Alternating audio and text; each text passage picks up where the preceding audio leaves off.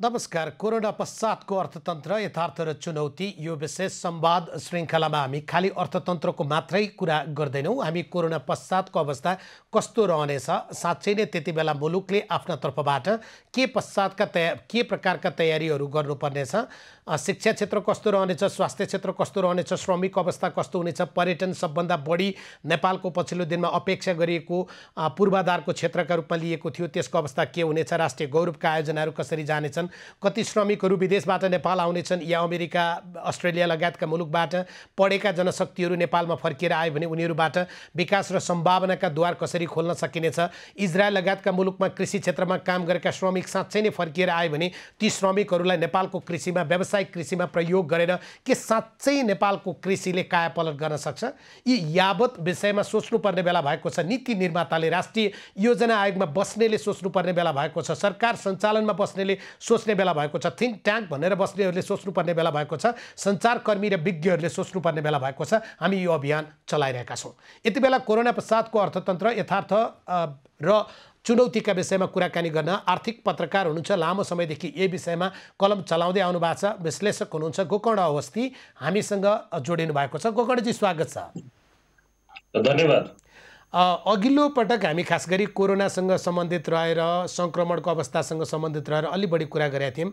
आज अलिकति अर्थतन्त्रको विषयमा कुराकानी गरौँ। नेपालको अर्थतन्त्र अब कस्तो होला, कति चिन्ताका लक्षणहरू देखिन्छन्, त्यतातिरबाट जाउँ। तपाईँको आँखाले हेर्दाखेरिमा चाहिँ हामी आर्थिक हिसाबबाट कति अप्ठ्यारो दिशाबाट जाँदैछौँ? हेर्नुहोस्, अब आर्थिक अवस्थाबाट हामी पक्कै पनि एउटा खराब परिस्थितिमा हामी जान्छौँ भन्ने कुरा चाहिँ छ। तर अब अर्थतन्त्र कुन हिसाबले बिग्रिँदै जान्छ भन्ने कुरा चाहिँ यसको सङ्क्रमण कति समयसम्म रहन्छ भन्ने विषयले निर्धारण गर्छ। तपाईँसँग म एउटा दुईटा तथ्याङ्कहरू सेयर गर्न चाहन्छु।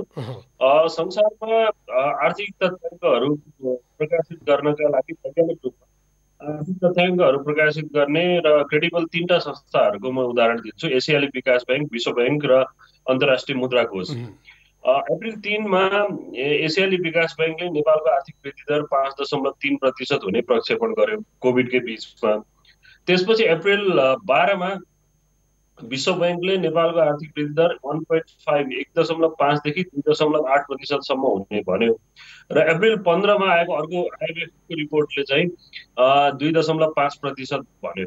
यसको मतलब के भने 9 दिनको हिसाबमा तीनटा विश्व स्तरमै चिनिएका तीनटा संस्थाहरूले करिब हाम्रो अपेक्षा 5.3बाट 2.5मा एकैचोटि झर्ने जुन खालको परिस्थिति बन्यो त्यसले के देखाउँछ भने जुन रफ्तारमा सङ्क्रमण बढिरहेको छ अन्य मुलुकमा, नेपालमा त हालसम्म त्यो रफ्तारमा बढिसकेको छैन।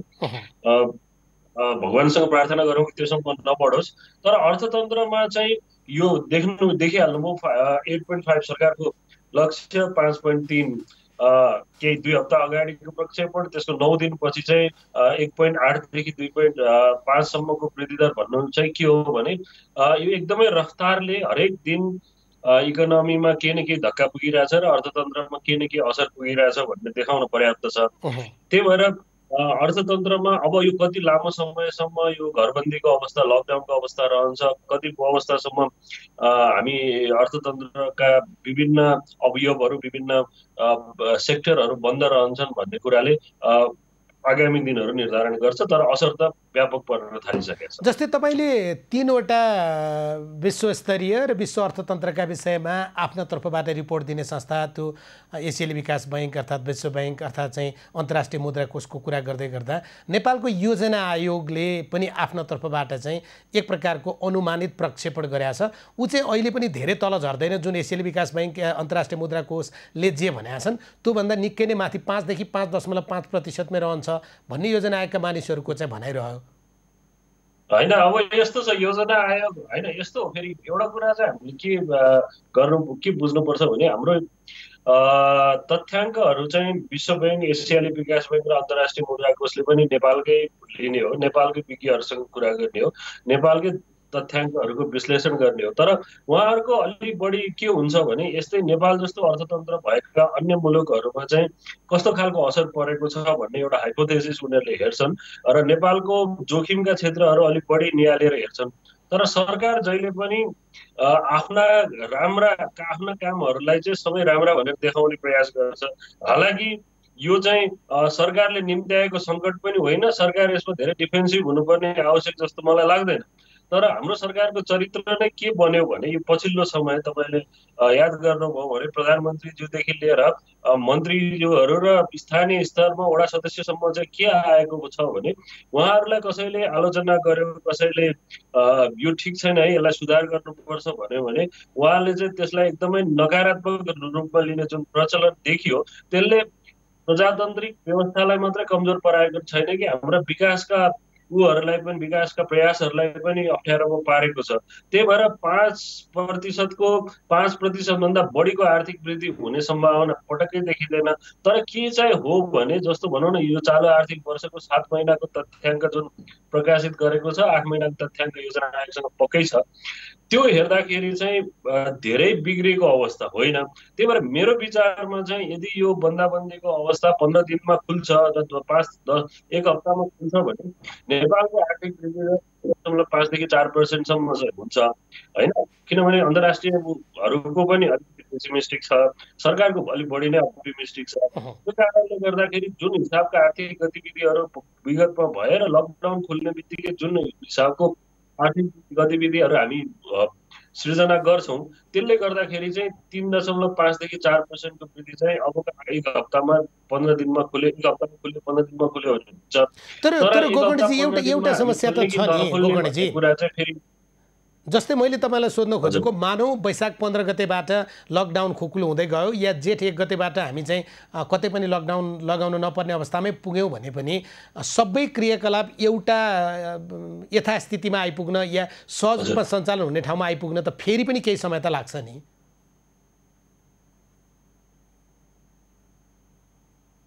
होइन, यस्तो धेरै केही क्षेत्रहरूमा सही ठाउँमा आउन समय लाग्छ होइन। तर केही क्षेत्रहरू छन् जस्तो कृषिजन्य उत्पादनहरूमा धेरै समय लाग्दैन। उत्पादनमूलक उद्योगहरू जस्तो कन्स्ट्रक्सनहरू भनौँ, सिमेन्ट रड जस्ता क्षेत्रहरूको उत्पादनमा धेरै समय लाग्दैन। त्यस्तै अन्य खाद्यान्नका उत्पादनहरू जुन अहिले पनि भइरहेका छन् तिनीहरू आइ नै हाल्छन्। त्यस्तै सेवा क्षेत्रतर्फ ब्याङ्किङ सेक्टरले पनि बिस्तारै रिभाइभ गर्न थालिहाल्छ। तर रेमिटेन्सको केही न केही असर केही समयसम्म रहिरहन्छ ब्याङ्किङ सेक्टरमा। स्कुल कलेजहरू केही समय बन्द भए पनि यो पछि अर्को छुट्टै विश्लेषण गर्नुपर्ने विषय छ।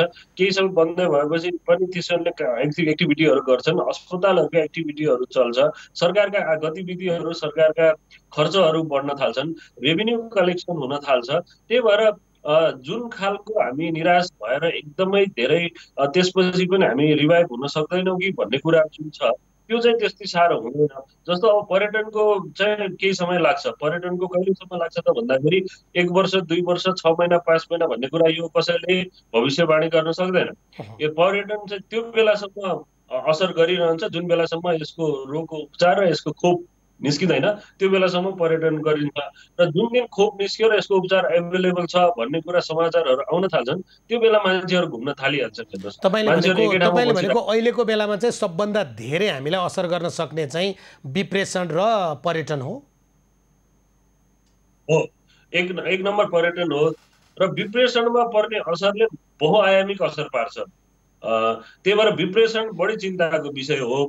र 1 by 1 भन्दा पर्यटनको चाहिँ भनौँ न, पर्यटनको अर्थतन्त्रमा भनौँ न अप्रत्यक्ष रूपमा रोजगारी सृजनादेखि आदिमा चाहिँ ठुलो योगदान छ। तर क्यास फ्लोकै हिसाबले अर्थतन्त्रमा पोहोर सालको हिसाब हेर्ने हो भने जम्मा 76 अर्ब करिब चाहिँ वैदेशिक पर्यटन आय भएको थियो। तर त्यही समयमा हामी नेपालबाट घुम्न जानेहरूले विभिन्न पर्यटनका लागि अथवा अन्य कामका लागि विदेश जानेहरूले झन्डै 90 अर्ब लिएर गएका थियौँ।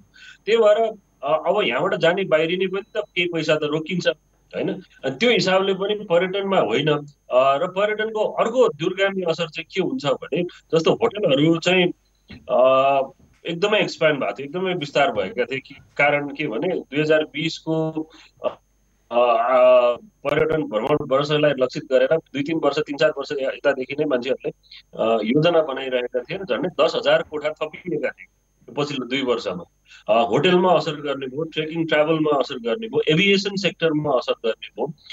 त्यसले गर्दा रोजगारी र व्यवसायहरूको क्यास फ्लोमा असर गर्छ र त्यसले गर्दा झन्डै झन्डै 1.5 खर्ब जति पर्यटन क्षेत्रले ऋण लिएको देखिन्छ ब्याङ्कहरू मार्फतबाट र त्यसले अलिअलि केही हदसम्मको असर ब्याङ्कहरूमा पनि पर्छ। तर त्योभन्दा ठुलो असर चाहिँ विप्रेषण। विप्रेषणको पाटोको विषयमा अलिकति कुराकानी गरौँ न। एउटा उनीहरूले रोजगारी गुमाउने पाटो छ, रोजगारी गुमाउँदाखेरिमा उनीहरूले पठाउने विप्रेषणको पाटोलाई पनि असर गरिहाल्यो। अनि त्योसँग जोडिएर त नेपालमा हुने अरू आर्थिक क्रियाकलाप, तपाईँले स्कुल कलेजको कुरा गर्नुभएको थियो, धेरैले निजी विद्यालयहरूमा पढाउने भनेको त्यही विप्रेषण पठाएर हो, या यहाँ विभिन्न क्षेत्रमा लगानी थियो। यसको पाटोमा अलि बढी बहस गरौँ न।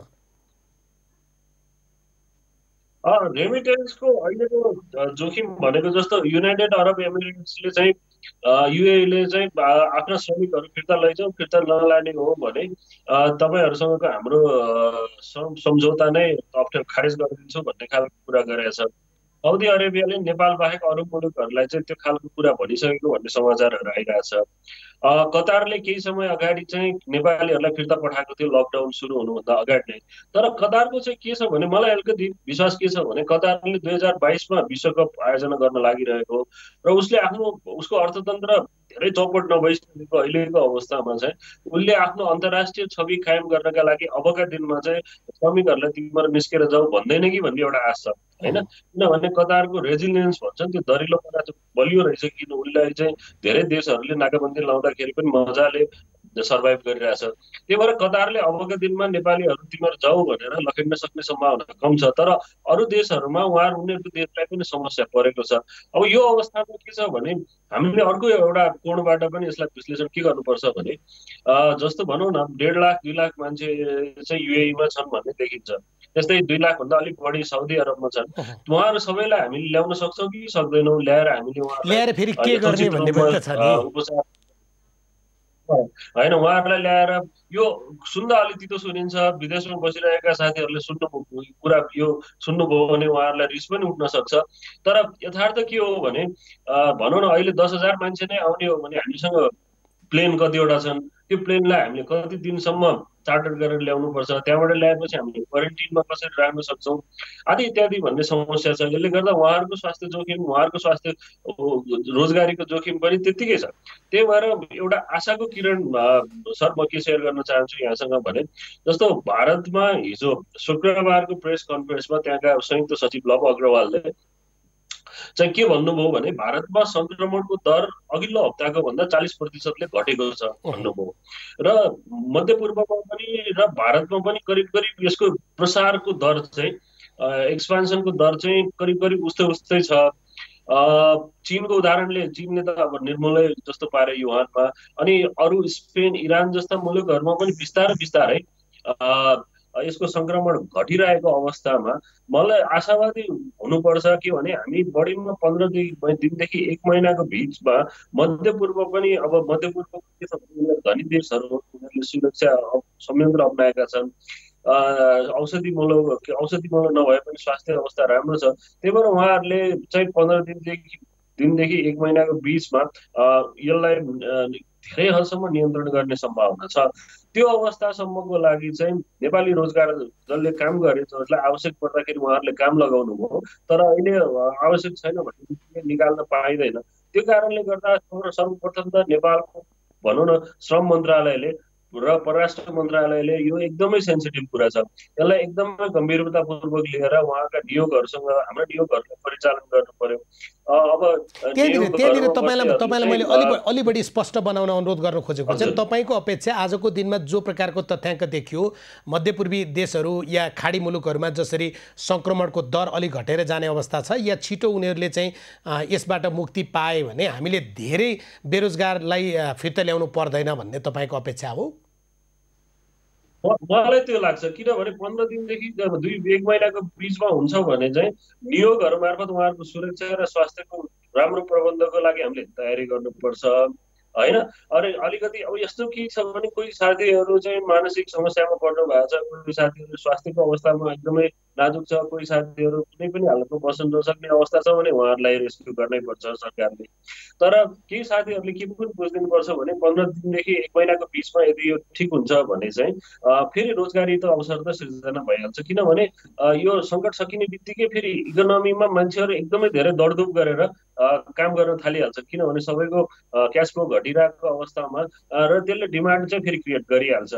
त्यही भएर अब यो एकदमै हाम्रो लागि सकसपूर्ण अवस्था भनेको चाहिँ 15 दिनदेखि 1 महिनाको यो बिच चाहिँ नेपालभित्रका लागि मात्रै होइन कि नेपालका रोजगार गन्तव्यहरू, मलाई युरोप अमेरिका त्यतातिरको धेरै ठुलो चिन्ता छैन, उहाँ चाहिँ स्वास्थ्य उपचार पनि पाइराख्नु भएको छ र धेरै नेपाल आउन इच्छुक पनि हुनुहुन्न। तर मध्यपूर्व र मलेसिया चाहिँ उहाँहरू हाम्रो रेमिटेन्सको मुख्य स्रोत पनि हो, हाम्रो अर्थतन्त्र उहाँहरूकै कमाइले चलेको पनि छ र उहाँहरूको लागि चाहिँ यो दुइटै अप्रोचमा काम गर्नुपर्छ जस्तो लाग्छ। एउटा चाहिँ एकदमै धेरै क्रिटिकल अवस्थाकोलाई चाहिँ रेस्क्यु गर्ने र अरूलाई चाहिँ तिनको सरकारले चाहिँ सुरक्षित रूपमा राख्न बस्न सक्ने व्यवस्थाको लागि चाहिँ पहल गर्ने, यो दुईटा अप्रोचमा काम गर्यो भने सजिलो हुन्छ। होइन भने हामी धेरै लामो समयसम्म ओसार्ने मात्रै काम गरिराख्न सक्छौँ, होइन, त्यसले गर्दाखेरि फेरि अर्को खालको समस्या निम्त्याउन सक्छ कि भन्ने मलाई डर छ। तपाईँले भने जस्तै 3 प्रकारका विदेशमा रहेका कामदारको हामीसँग एउटा पाटो छ। भारतमा गएर 6 महिना 8 महिना काम गरेर आफ्नो घर चलाउने प्रदेश नम्बर 6, प्रदेश नम्बर 7 सुदूरपश्चिम प्रदेश या कतिपय प्रदेश नम्बर 5 का पनि जिल्लाको अवस्था त्यस्तो छ एउटा। दोस्रो युरोप र अमेरिकाको कुरा अहिले भर्खर हामीले गऱ्यौँ, अनि खाडी मुलुकहरू। अब यो अवस्थामा हाम्रो लागि चुनौतीपूर्ण, तपाईँले भनेको सबभन्दा चुनौतीपूर्ण चाहिँ खाडी मुलुकको भयो। त्यसो भए सबभन्दा चुनौतीपूर्ण भारतको थियो। भारतको हामी धेरै हदसम्म यो लकडाउनमा धेरै हदसम्म हाम्रो सर्वसाधारणले कोही पारिवर्षिक दुःख पाइसक्नुभयो, कोही वारी आएर दुःख पाइसक्नुभयो। अब भारतमा काम गर्नेहरूले दुःख पाउने दिनहरू अलिक कम छन्।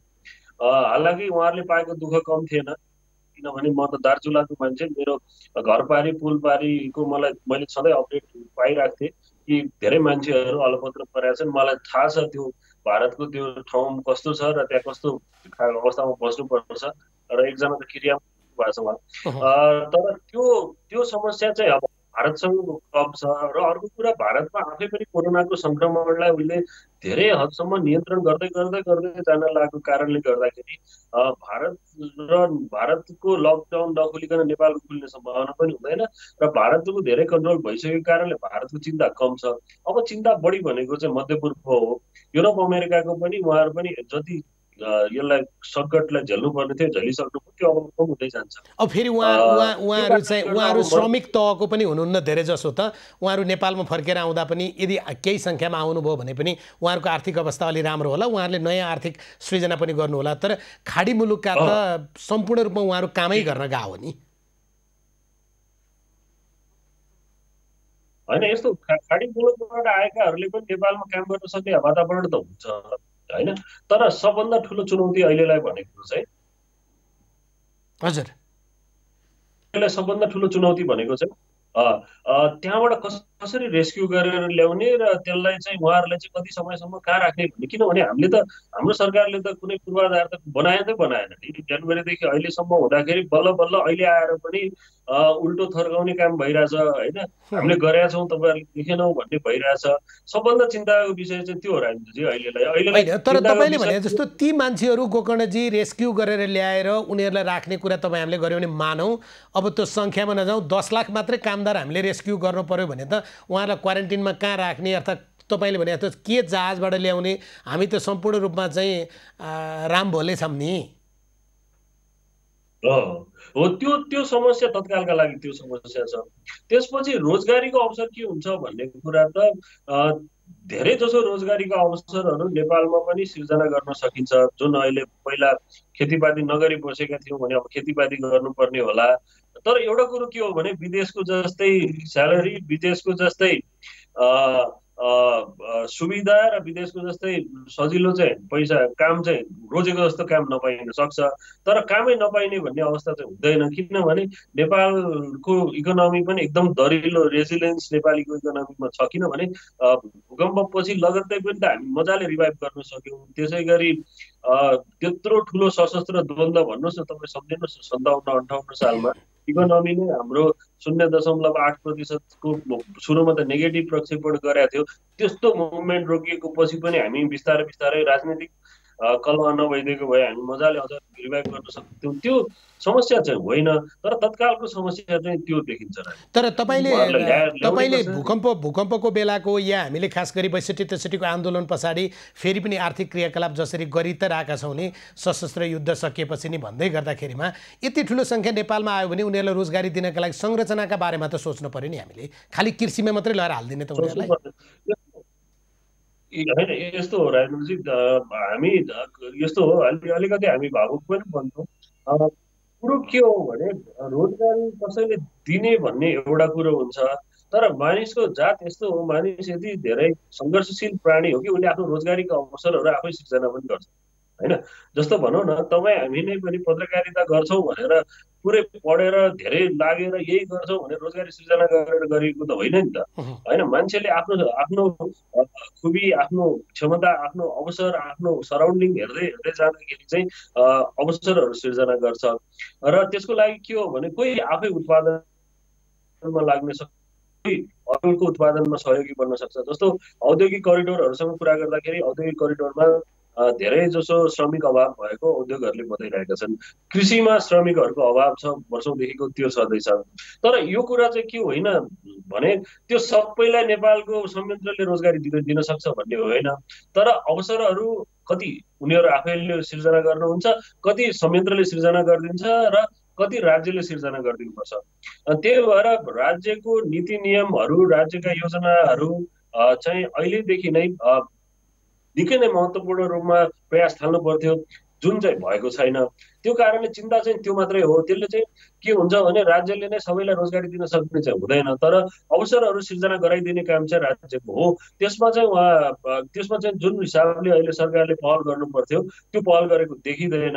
एकजना दुईजना मन्त्रीहरू चाहिँ यसो अलिअलि देखिनुहुन्छ, तर स्थानीय तहदेखि लिएर प्रदेश, केन्द्र सरकार यिनीहरूले चाहिँ यो पहल गरेको जस्तो देखिँदैन। त्यो चाहिँ एउटा दुर्भाग्यपूर्ण छ। जस्तै तपाईँले भने जस्तै रोजगारीका दुईटा पाटो, एउटा स्वरोजगारको अवस्था सृजना गर्ने पनि होला, अर्को रोजगारीमा जाने अवस्थाको कुरा तपाईँले भने जस्तै अब हाम्रै पत्रकारिताको कुरा गर्नुभयो। हामी पत्रकार भइसके पछाडि यही विषय पढ्ने अथवा यसैमा चाहिँ आफ्नो क्षमता विकास गर्ने त्यो एउटा पाटो रह्यो। तर नेपालमा जो व्यावसायिक कृषि भएन, अर्थात् नेपालमा आम्दानी राम्रो भएन र नेपालमा कमाइएको पैसाबाट घर राम्रो चलेन, भोलिको भविष्य पनि राम्रो भएन भनेर उहाँहरू विदेश गए हो नि त। प्रसङ्ग त त्यहाँ छ नि। हो, त्यही भने मैले के भने यो सङ्कट हो, यो महामारी हो होइन, यो सहज अवस्था होइन। यसपछिको अवस्थामा चाहिँ के चाहिँ हुनसक्छ भने जस्तो तपाईँ हामीले पनि आफूलाई के हिसाबले प्रिपेयर गर्नुपर्छ भने हाम्रो जीवन जसरी आज सजिलै चलिरहेको थियो त्यसै गरी सजिलै केही समय अझै नचल्न सक्छ होइन। तर हामीले जे रोजगारी आज चाहेका थियौँ त्यही रोजगारी केही समय अझ नपाइन सक्छ। जति पैसा हामीले अहिले कमाइरहेका थियौँ केही समय अझै नपाइन सक्छ। त्यो कुरा चाहिँ हो। तर के हो भने नेपालको अर्थतन्त्र यति कमजोर पनि छैन कि जसले गर्दाखेरि मान्छेहरू चाहिँ एकदमै आएर बर्बाद भएर नेपालमा सङ्कटै, मानवीय सङ्कट नै सिर्जना हुने, राजनीतिक सङ्कट नै सिर्जना हुने जस्तो मलाई चाहिँ अहिलेसम्म किन लाग्दैन भने तपाईँले अहिलेको जुन लड्को, जुन घर जाने लड्को देखिराख्नु भएको छ नि, त्यो भनेको यदि त्यो समूहले चाहेको भए त विद्रोह हुन्थ्यो नि होइन।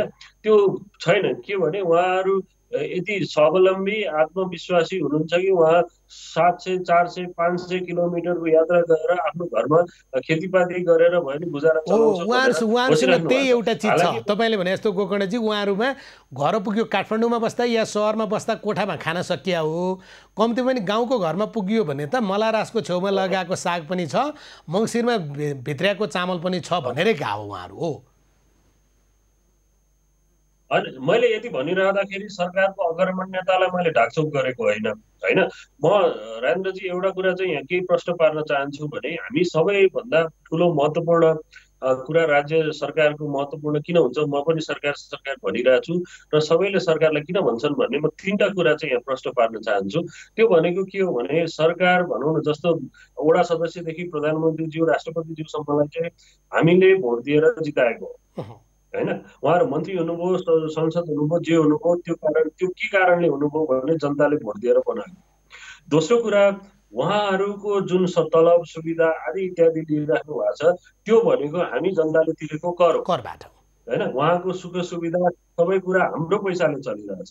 दोस्रो कुरा र तेस्रो कुरा भनेको उहाँ अथोरिटी हो। उहाँ चुनाव जितिसकेपछि उहाँ अथोरिटी हो। अथोरिटी भएको कारणले उहाँले सेवा दिन सक्नुहुन्छ। जस्तो म गएर सडकमा गएर केही कुरा बाँड्न थाल्यो भने मलाई त पुलिसले पिटेर पठाउँछ होइन।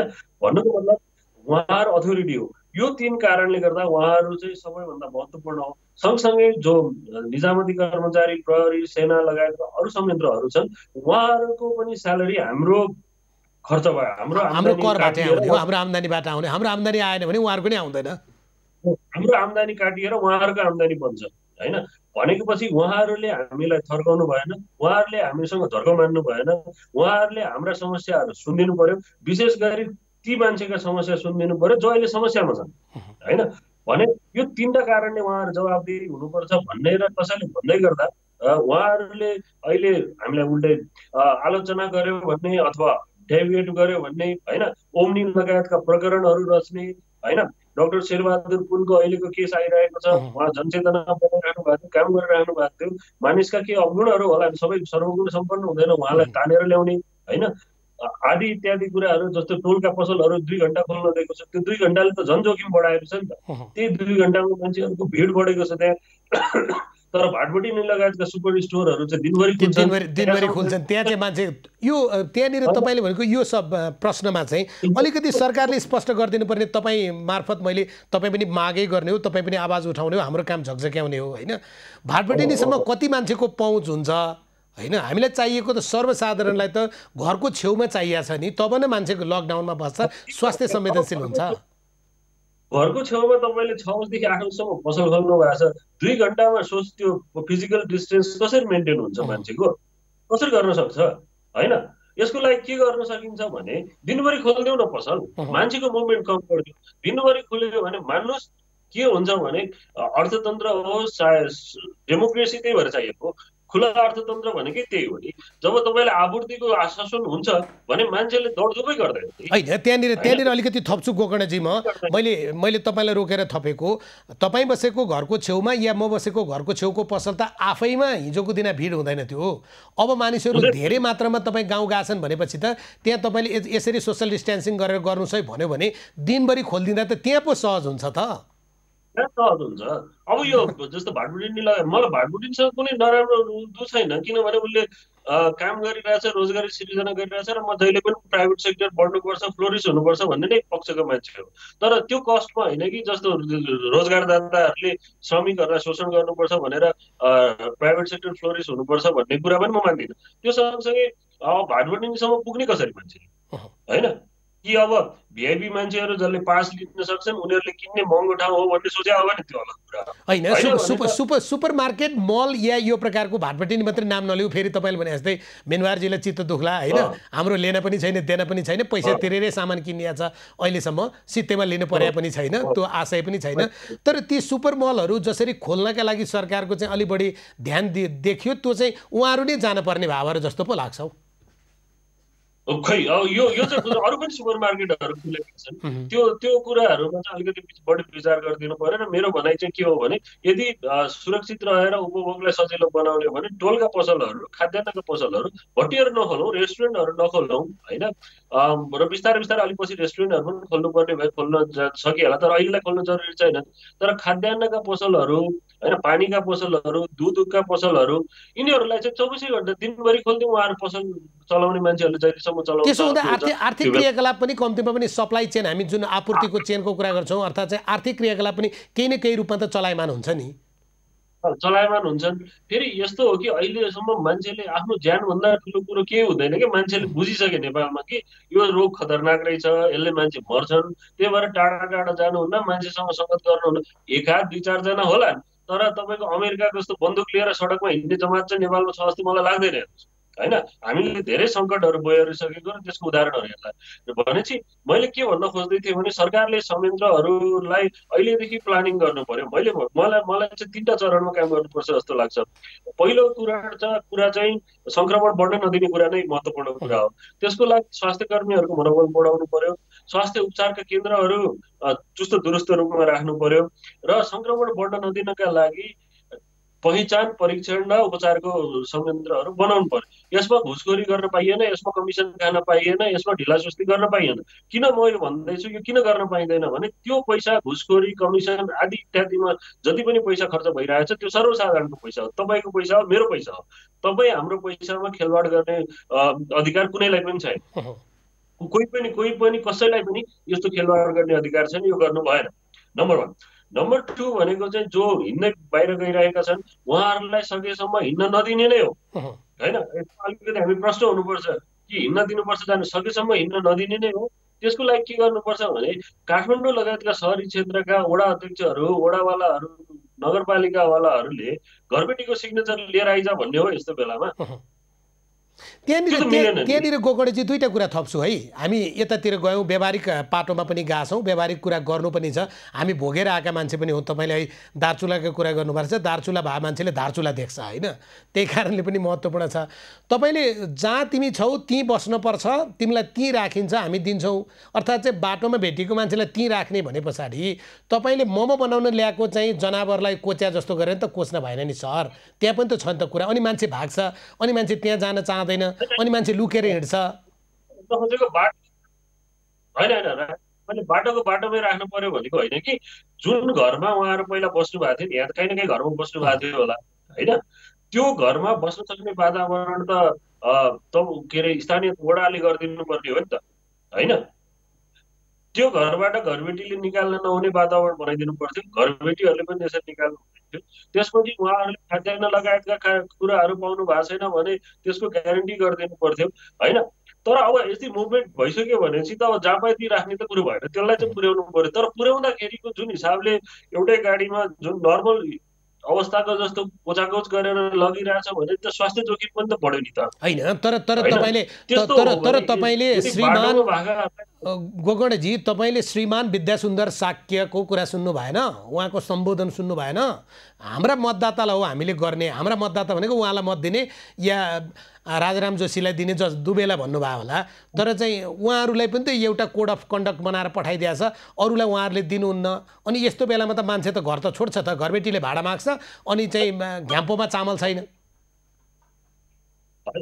राजेन्द्रजी तपाईँ कुरा के भने कोड अफ कन्डक्ट कसले बनाउने हो भने हामीले यत्रो दुःख गरेर यत्रो पैसा खर्च गरेर फेडरल स्ट्रक्चर किन बनाएको होइन।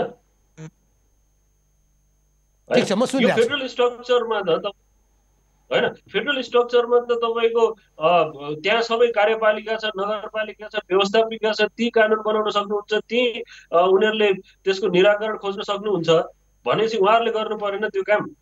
ठिक छ, यो एउटा पाटो। अब दोस्रो पाटोमा आउँछु गोकर्णजी, अब दोस्रो पाटोमा आउँछु। ब्याङ्कहरूले फलोअप गरे भन्ने छ। अब ब्याङ्कहरू चाहिँ ब्याङ्कले त आफ्नो कुरा छोड्दा रहन्छन्, सरकारले दिएको निर्देशन पनि मानेनन् भन्ने आछ। यसले पनि व्यवसायीहरूलाई असर गर्छ होला? गर्छ नि पक्कै गर्छ। अब यस्तो भयो क्या, यो बेलामा मेरो एउटा अर्को सूत्र मैले भनेको छु, लेख्ने गरेको छु र बोल्ने गरेको छु के भने यो सङ्कटको बेलामा जसरी हामीले वैदेशिक रोजगारमा गएका हाम्रा इकोनोमिक हिरो भन्नुभएको थियो गणेश गुरुङजीले, इकोनोमिक हिरोहरूलाई नै पनि के भनिरहेको छु भने नआत्तिनुहोस्, केही समय त्यही बस्दिनुहोस् भनेर आग्रह गरिरहेको अवस्थामा जोखिमको बाँडफाँड गरे भने अलिकति देशको जोखिम लिइदिनुहोस्, अलिकति तपाईँको जोखिम देशले लिइदिन्छ भनेका छौँ भने तपाईँहरूले यो देशभित्र पनि ब्याङ्कले, उद्योगले, सरकारले र श्रमिकले होइन, 4वटा सेक्टर भनौँ र उपभोक्ता 5वटा सबैले जोखिमको बाँडफाँड गर्नुपर्छ अहिलेको अवस्थामा होइन। भनौँ न कुनै ब्याङ्कले पोहोर साल 4.5 अर्ब नाफा गरेको थियो भने अहिले 5.5 अर्ब नाफा चाहिन्छ भनेर लाग्नु त भएन नि, यो त सङ्कटपूर्ण अवस्था हो होइन। फेरि अर्को कुरा के हो भने नेपालको अर्थतन्त्र जम्मा 34 खर्ब रुपियाँको हो। नेपाल कुनै यत्रो ठुलो धनी देश होइन कि अमेरिकाले यतिको प्याकेज ल्यायो, भारतले यतिको प्याकेज ल्यायो, हामीलाई यतिको प्याकेज चाहियो भनेर न उद्योगीले भन्न सक्ने अवस्था छ, न ब्याङ्करहरूले भन्न सक्ने अवस्था छ। त्यही भएर के भन्ने गरेको छु मैले भने उपभोग के अरे श्रमिकको थोरै जोखिम उद्योगीले बाँडौँ, उद्योगीको थोरै जोखिम ब्याङ्कहरूले बाँडौँ र ब्याङ्कहरूको थोरै जोखिम सरकारले बाँडौँ र सरकारले सबैको अलिक बढी जोखिम लिन सक्नुपर्छ। जुन अघि मैले 3टा कारण भनिसकेँ त्यो कारण भने अरूहरूले पनि कुनै न कुनै रूपमा त्यो लेभलको जोखिमको बाँडफाँड गर्नुपर्छ। तर मैले हिजो एउटा न्युज पढेको थिएँ, भुवन दाहालजीले, ब्याङ्कर सङ्घको अध्यक्षले जेठ 1 गतेदेखि हामी सेयर के अरे ब्याङ्कको रेट घटाउँदैछौँ आदि इत्यादि भन्दै थिए। यस्तो बेलामा चाहिँ के भने पुनर्कर्जाको व्यवस्था गर्नु पर्यो होइन। र एफएनसिसिआई सिएनआई जस्ता इन्स्टिट्युसनहरूले पनि के अरे अब हामी चैतमा सकियो, अब हामी श्रमिकहरूलाई तलबै दिन सक्दैनौँ भन्न पाइँदैन अहिलेको अवस्था। किनभने 1 महिनामा सकिने अवस्था त छैन होला होइन। यदि श्रमिकहरू पनि सबै निकाल्ने, उत्पादनहरू पनि बन्द गर्ने हो भने ब्याङ्कबाट फेरि किन सहुलियतपूर्ण ऋणको लागि यता आफूले गर्नुपर्ने चाहिँ जिम्मेवारी नगर्ने अनि आफूले प्राप्त गर्नुपर्ने कुराका लागि चाहिँ सरकारसँग लबिङ गर्ने, त्यो पनि त फेरि गलत देखियो। त्यो पनि भएन। त्यही भएर हेर्नुहोस्, यहाँ प्रश्न हुनुपर्छ के, सबैले यो बेला सङ्कटको बेलामा कमाउने आधार बनाउनु चाहिँ कसैले पनि हुन्छ। न ब्याङ्कले हुनुपर्छ, न उद्योगी व्यवसायले हुनुपर्छ, न श्रमिकले पनि। बिचरा श्रमिकको त के नै अधिकार हुन्छ र होइन। तर के हो भने धेरै अहिलेको लेबर एक्टले केही अधिकारहरू दिएको छ, तर हाम्रो देशमा चाहिँ धेरै जसो काम गर्ने श्रमिकहरू धेरै छन् के। त्यो चाहिँ सबभन्दा ठुलो समस्या हो, जसको लागि हामी उद्योगीलाई गाली गर्न अथवा ब्याङ्कलाई गाली गर्न सकिरहेको अवस्था छैन। उद्योगी र ब्याङ्कहरूको र त्यहाँ काम गर्ने सङ्गठित अब व्यवसायहरू पनि के छन् भने यो सङ्कटको बेलामा खराब गर्नु हुँदैन भन्ने सचेत हुने उद्यमी व्यवसाय पनि छन्। त्यो जमात अलिक ठुलो भएको कारणले यताको यो सेटलमेन्ट चाहिँ हुन्छ। अलिकति ब्याङ्कले चाहिँ केही समय भनौँ न, ब्याङ्कको अब सिइओहरूको तलब नै एकदमै गोकर्ण अवस्थी आर्थिक पत्रकार हुनुहुन्छ, आर्थिक विश्लेषक हुनुहुन्छ। उहाँसँग हामी अर्थतन्त्रका साना कुरा कुरा गरिरहेछौँ। गोकर्णजी हजुर, अहिले सुनेका छौँ हामीले, हजुर हामीले तपाईँलाई सुनेका छौँ। धेरै ठुलो तलब खाएका कर्मचारीहरू हुनुहुन्छ, उहाँहरूलाई पनि धेरै नाफा कमाएर दिन पाए हुन्थ्यो भन्ने लागिरह होला, उहाँहरूले पनि त्यो प्रयास गरिराख्नु भयो होला होइन। तर अहिलेको अवस्थामा चाहिँ सबैले जोखिमको बाँडफाँड गरौँ र फेरि हेर्नुहोस्, 15 दिन 1 महिनामा हामी यो बन्दाबन्दी सकियो, अलिकति सङ्क्रमण घट्न थाल्यो भने अर्को आर्थिक वर्षदेखि हामी तङ्ग्रिन थालिहाल्छौँ। तर तपाईँले यहाँनिर उठाएको कुरा गोकर्णजी थोरै रोकेँ। यति बेला बाँड्नुपर्ने जोखिम हो, यति बेला बाँड्नुपर्ने समस्या हो, तर आफू चाहिँ सबैले माग गर्दाखेरिमा, सबैले कुरा राख्दाखेरिमा चाहिँ आफूलाई चाहिँ एकदम सुरक्षित राख्ने र अन्ततिर मात्रै समस्याहरू थन्क्याउने, यो चाहिँ सरकारदेखि लिएर नागरिकसम्म सबैको त्यस्तो देखिया छ। सबैको नागरिकसम्म नै भयो। अब नागरिकहरू त धेरै जसो अहिले घरमै बसिराख्नु भएको छ होइन। तर हामी आफू पनि धेरै इमान्दारीपूर्वक आफ्नो कर्तव्य निर्वाह गर्ने मान्छे होइनौँ नि राजनीति। यो कुरालाई चाहिँ हामीले मान्नुपर्छ होइन। हामीले धेरै इमान्दारीपूर्वक काम गर्ने धेरै मान्छे होइनौँ होइन। यहाँदेखि हामीदेखि सरकारसम्म सबैको समस्या त्यही छ। तर के हो भने यो बेलामा चाहिँ भनौँ न, अलिकति प्रष्ट रूपमा सरकारले पनि भन्नु पर्यो, अर्को प्रष्ट रूपमा उद्योग वाणिज्य सङ्घ, उद्योग परिषद, chamber of commerce, labour union, trade युनियनहरू बसेर छलफल गर्नु पर्यो, ब्याङ्क एन्ड एसोसिएसनसँग बसेर छलफल गर्नु पर्यो होइन। भर्चुअली हामीले गफ गरे जस्तो पनि गर्न सकिन्छ। र यति जोखिम यसरी बाँडौँ, यति जोखिम यसरी बाँडौँ, तर निमुखा तलका श्रमिकहरूलाई चाहिँ सकेसम्म दुःख नदेऊ, उहाँहरूलाई भोकै पर्ने अवस्था नगरौँ भन्ने कुरामा चाहिँ सरकारले फेसिलिटेट गरेर छलफल गर्नु चाहिँ पर्छ। छलफलबाट उपायहरू निस्किन्छ। अब स्कुल कलेज सिनेमा हल भनेको त ढिलो नै सुरुवात गर्नुपर्ने, धेरै हिसाबबाट संवेदनशील विषय होला। यसले चाहिँ आर्थिक परिचालनमा त ठुलो असर गर्छ नि। यसको हिस्सा कति हुन्छ, यसमा कति संवेदनशील हुन जरुरी छ? यसको त एकदमै संवेदनशील छ। अहिलेको लागि पैसाको कुरो होइन सर। पैसाको अहिलेको लागि अर्थतन्त्रमा के असर गर्छ भन्दा पनि स्कुलमा अहिले संसारभरि नै करिब झन्डै 2.25 अर्ब बालबच्चाहरू चाहिँ पढ्न नपाएर घर घरमै बसिरहेको छ। यसको जोखिम चाहिँ हाम्रो जस्तो मुलुकमा 3टा प्रकारको देखिरहेको छ। एउटा त पढाइबाटै विमुख भए। अब नेपालको केस चाहिँ हेर्ने हो भने 10औँसम्म बालबच्चाको स्कुल खुल्छ जस्तो मलाई लाग्दैन। र यसको खोप र भ्याक्सिन अरू उपचार अथवा हामी धेरै समयसम्म सुरक्षित भएनौँ भन्ने लाग्यो भने चाहिँ हामी खोल्नु पनि हुँदैन। त्यसले गर्दा एउटा तत्कालका लागि शिक्षाबाट हामी विमुख भयौँ। दोस्रो कुरो भनेको चाहिँ ड्रप आउट, जुन भनौँ न 1 कक्षामा भर्ना भएका बालबच्चाहरू 10 कक्षामा पुग्दासम्म करिब 60 देखि 70% योभन्दा अगाडि पनि जान्थे होइन। हराउँथे। अब त्यो समस्या हुन्छ किनभने अब धेरै मान्छे गरिबीको रेखा मुनि धकेलिन्, जो चाहिँ गरिबीको रेखाभन्दा अलिकति मात्र माथि हुनुहुन्थ्यो, त्यो त उहाँहरू तल जाने सट्टै भयो। एकदमै ठुलो खतरा छ।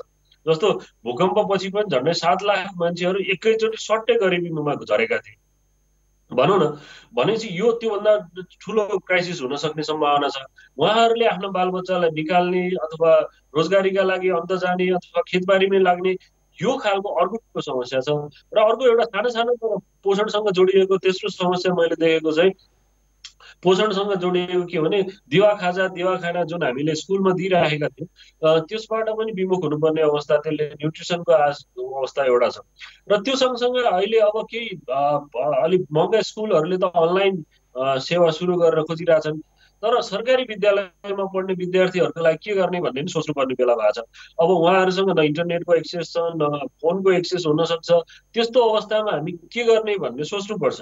त्यो बेलामा लोकल एफएमहरू, लोकल पत्रिकाहरू अथवा बाट वान वे भयो भने, जस्तो टेलिभिजनहरूबाट वान वे मात्रै भयो भने, जस्तो भारतमा दूरदर्शनले चाहिँ स्टेट लेभलका दूरदर्शनका उहरूले चाहिँ एक लेभलको भनौँ न इन्गेज, अब त्यसले धेरै पढाइ त हुँदैन तर एक लेभलको इन्गेज विद्यार्थीहरूलाई गर्ने कार्यक्रमहरू बिहान सुरु गर्नु गइरहेको छ भने त्यस्तो खालको कामहरू चाहिँ गर्न सकिन्छ।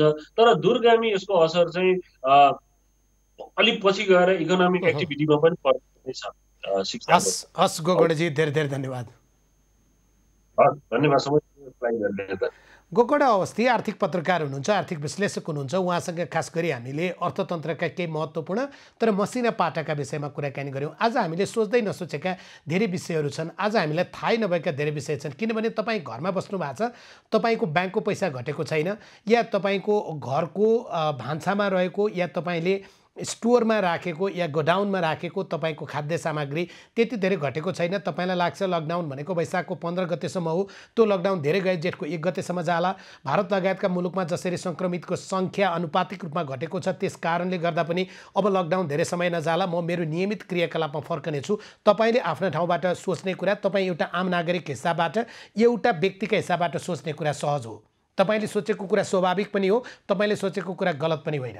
तर यहाँनिर कति धेरै रोजगारी गुम्नेछ। जस्तै उदाहरणका लागि भनौँ, विद्यालयहरू केही महिना पछाडि जाँदाखेरिमा कति आर्थिक क्रियाकलापहरूलाई असर गर्नेछ, या विदेशबाट श्रमिकहरू नेपालमा फर्किँदाखेरिमा उनीहरूलाई कसरी ल्याउने, फेरि पनि अबको 6 महिना या 1 वर्षसम्म उनीहरू आउँदा उनीहरूलाई कम्तीमा पनि क्वारेन्टिनमा राख्नुपर्छ।